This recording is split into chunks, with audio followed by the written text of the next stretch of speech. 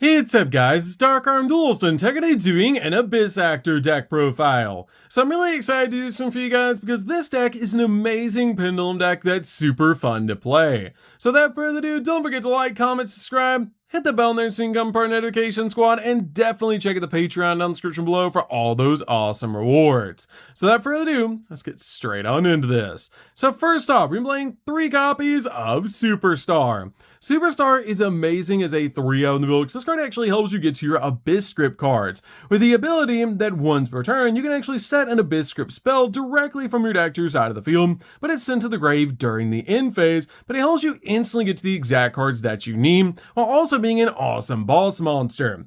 We then played 3 copies of Meli The Honeybee is an absolutely crazy 3-of in the deck with a great pendulum effect that you can pay 1,000 life points to actually add an Abyss Actor pendulum monster from your deck to your hand. This card also has 2 interesting monster effects that when a pendulum monster you control is destroyed by battle, you can actually special summon this card from your hand, and if an Abyss script spell is activated, you can actually special summon a level 4 lower Abyss Actor pendulum monster from your deck to your side of the field, but return it back to the hand during the end phase. Plus this card is actually a scale 0, making it very easy to pendulum summon anything that you need. We then played 3 copies of Wild Hope. Wild Hope is actually my favorite among all the Abyss Actor monsters, and definitely comment down below which one your favorite is. But this card is a great pendulum effect that once per turn you can actually target an Abyss Actor card in your other pendulum zone, and its pendulum scale becomes 9, making it easy to pendulum summon, with this card as a scale 2, and whatever is in the other pendulum zone being a scale 9 means you can basically pendulum summon anything that you need, which is awesome. We then play 3 copies of Curtain Raiser. Curtain Raiser is a great extender in the deck, but it does have a once per duel effect, and if you control no monsters, you can special summon this card from your pendulum zone, which is an awesome ability to instantly bring this card out to your side of the field. We then played 3 copies of Comic Relief. This card is an extremely weird card, but definitely a 3-of in the build, because it has an insane ability that you can actually target an Abyss Actor pendulum monster you control and a card your opponent controls and switch control of both those monsters, then destroy this card, basically being like a creature swap. This card also has the monster effect that you take no battle damage from attacks involving this card, and once per turn during your standby phase you give control of this card to your opponent, and once per turn if the control of this card changes you activate this effect. The owner of this card can destroy 1 set Abyss script spell in their spell and trap card zone, which is a really awesome effect, but kind of weird that this card actually goes to your opponent.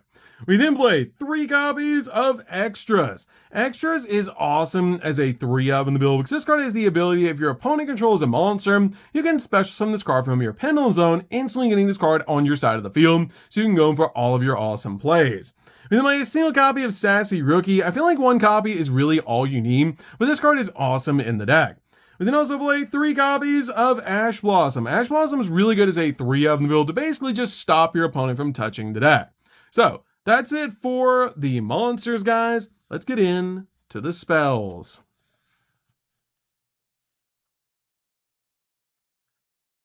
So for the spells, we're going to start with a single copy of Called by the Grave. Called by the Grave is definitely a 1-of the build just to stop your opponent from hand trapping you while you're going in for all of your plays. We then play a single copy of Fantastic Theater. This card is extremely easy to get to, but I feel like 1 copy is really all you need because Super Producer can actually get to this card. This card is ability you can reveal an Abyss Actor pendulum monster and an Abyss script spell in your hand, and add an Abyss script spell from your deck to your hand with a different name than the revealed spell card. Also, while you control a pendulum summon Abyss Actor pendulum monster, any monster effect activated by your opponent becomes destroy a set spell or trap your opponent controls, making it so that your Abyss scripts will go off with their bonus effects, which is insane. We then play a single copy of Opening Ceremony. Opening Ceremony is really good as a 1-of because you gain 500 life points for each Abyss Actor monster that you control, and if this set card in its owner's control is destroyed by an opponent's card effect and you have a face-up Abyss Actor pendulum monster in your extract, you can draw until you have 5 cards in your hand, which is a broken effect.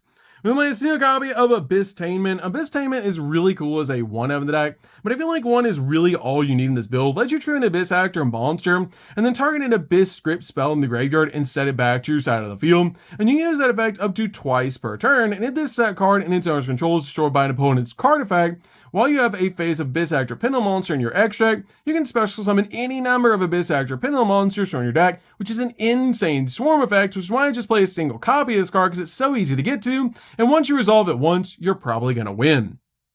We then play 2 copies of Rise of the Abyss King. This card is insane as a 2-of in the build, but I feel like 2 is really all you need, because it just helps you pop cards on the field, which is crazy powerful. I love this card in the deck, but I feel like 2 copies is really all you need, because once you resolve this card, you're again probably going to win, because you're going to pop multiple cards on the field with this card's effect. We then play 3 copies of Dramatic Story. Dramatic Story is great as a 3-of in the build, because this card has the ability to get to target an Abyss Actor Pendulum monster you control, and then special summon an Abyss Actor monster from your deck with a different name, then place a targeted monster on the field in your Pendulum Zone or destroy it. And if this set card is in your owner's control is destroyed by an opponent's card effect, and you have a face of Abyss Actor Pendulum monster in your extract, you can actually return up to 2 cards on the field back to the hand, being a double bounce on top of it, which is so cool. We then play 3 copies of Dress Rehearsal. Dress Rehearsal is insane, but this card is actually not an Abyss script. This card is an Abyss Actor's card, so you actually cannot use this card as an Abyss script, but it's insane because this card has the ability at the start of your main phase 1, you add an Abyss Actor card and an Abyss script spell from your deck to your hand. For the rest of the turn, as this card resolves, you cannot Pendulum Summon monsters except for Abyss Actors, which is totally fine because that's usually all we're Pendulum Summoning anyways. So that's it for the spells, guys. Let's get in to the traps. So for the traps, we're going to be playing 3 copies of Infinite Impermanence. Infinite Impermanence is definitely a 3-of in the build just to stop your opponent's monster effects and also lock down entire columns of spells and traps. We're then also playing 3 copies of Dominus Impulse. Dominus Impulse is insane, but for a more budget option of this card, you can include cards like Droll if you want to, or any other hand trap like Effect Veiler. But I really like this card in the deck because it only locks you out of Light, Earth, and Wind, and we're basically just playing Dark in this deck. So this card is absolutely broken in this build to be able to use to basically just stop your opponent from special summoning, and it's an absolutely insane card in this build, and it's such a powerful trap card to be able to use as a hand trap. But again, if you don't have this card, you can use something like a copy of Veiler if you want to, or any other hand trap that you feel comfortable with, but this card is absolutely broken. So that's it for the main deck, guys. Let's get in to the extra deck. So for the extra deck, we're going to start off with Hyper Director. Hyper Director is an amazing 3-of in the build. It's actually a Link 1 monster. It just requires an Abyss Actor Pendulum monster to make this card. And it has the effect that you can actually target 1 card in your Pendulum Zone and special summon it, then place an Abyss Actor Pendulum monster with a different name from your deck or face from your extract in your Pendulum Zone, which is an insane ability to instantly get the exact Abyss Actor you need in your Pendulum Zone while also getting a monster out on your side of the field. This card also has the effect that you cannot normal or special summon monsters for rest turn except Abyss Actor monsters, which is totally fine because it's easy to go in for game using just Abyss Actors. We then play 3 copies of Super Producer. Super Producer is absolutely insane as a 3-of in this build because this card has the ability requires 2 monsters including a Fiend monster, and during the main phase, quick effect, you can actually target a face-up card that you control and destroy it, then apply one of these effects to actually place a Abyss Playhouse Fantastic Theater, which is the field spell, from your deck face-up in your field zone, or place an Abyss Actor Pendulum monster from your deck in your Pendulum Zone, getting the exact scale that you need, which is so cool. We then play a single copy of Access Code. Access Code's great in the deck as a 1-of to basically just help you pop cards on the field just in case you can make it, which is really cool to be able to do, and also it comes out absolutely massive.